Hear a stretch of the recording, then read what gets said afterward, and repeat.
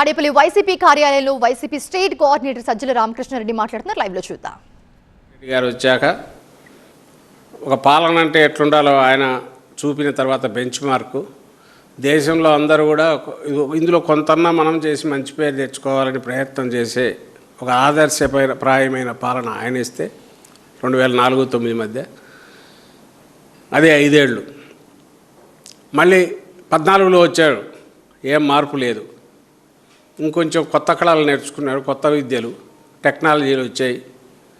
So ఎదురుగా ప్రత్యర్థులను ఏ రకంగా ఇచ్చేయచ్చు, వాటిలో చిన్న చిన్నవి తప్పటడుగులు వేస్తూ అప్పుడు మొదలుపెట్టాడు.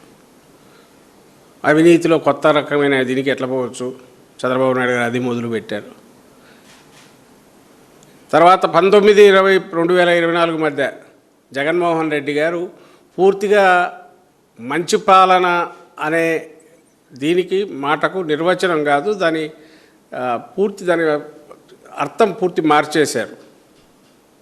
ఒక కొత్త నిర్వచనం తీసుకొచ్చారు. ఆచరణలోకి మంచి పాలన ఎట్లా తీసుకురావాలనేది అన్ని రకాల పార్శ్వాల్లో, సొసైటీలు సమాజపరంగా కావచ్చు, ఆర్థిక వ్యవస్థలో కావచ్చు, గవర్నెన్స్ పాలనలో కిందికి డోర్ స్టెప్స్ దగ్గరికి తీసుకెళ్ళడం కావచ్చు, థియరిటికల్గా ఎకానమిస్టులు కానీ, స్టేట్స్మెన్ కానీ, ఫిలాసఫర్స్ కానీ చెప్పే వాటికి ఒక రాష్ట్రంలో ఆచరణలో దాన్ని పెట్టే ప్రయత్నం చేశారు. సక్సెస్ఫుల్గా చాలా వరకు ఇంప్లిమెంట్ కూడా చేశారు.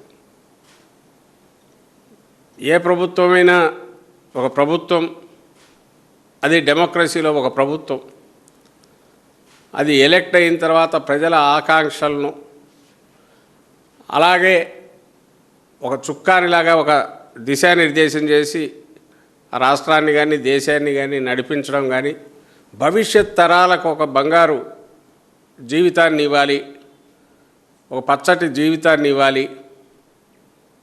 దానికి అవసరమైన రకంగా ఓ ప్రభుత్వం ఏమేమి చేయగలదో అవన్నీ చేయాలి.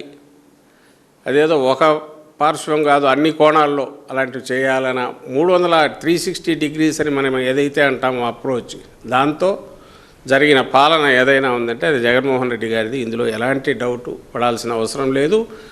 అది దేశం గుర్తించింది, అంతర్జాతీయంగా కూడా విన్నవాళ్ళు, చూసిన వాళ్ళు, తెలిసిన వాళ్ళంతా ఎస్ ఇది కరెక్ట్ ఇది